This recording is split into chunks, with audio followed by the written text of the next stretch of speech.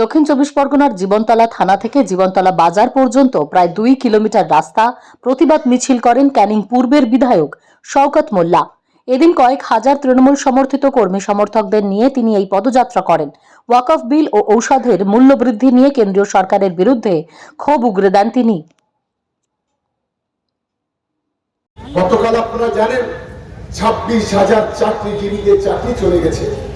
সম্পূর্ণ ষড়যন্ত্র বিজেপি, সম্পূর্ণ ষড়যন্ত্র সিপিএম। যে সিপিএম এর একজন ভদ্রলোক আছে কলকাতায়, তিনি লয়ার, একটা দালাল, গরিব মানুষের রক্ত শোষণকারী। আমরা তীব্র ধিক্কার জানাই।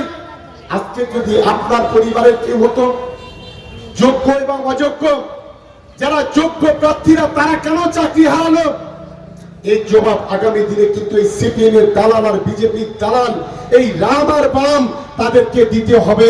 বাংলার মানুষ কিন্তু ছেড়ে কথা বলবে না, এটা অন্তত ওদেরকে মনে রাখা উচিত। আজকে 26,000 পরিবার আজকে অসহায় হয়ে গেছে।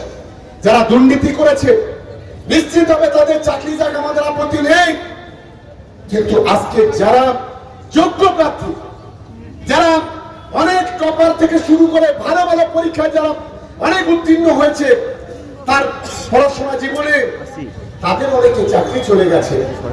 এর জন্য দায়ী বিজেপি, এর জন্য দায়ী সিপিএম, এটা আমাদের মাথায় রাখতে হবে।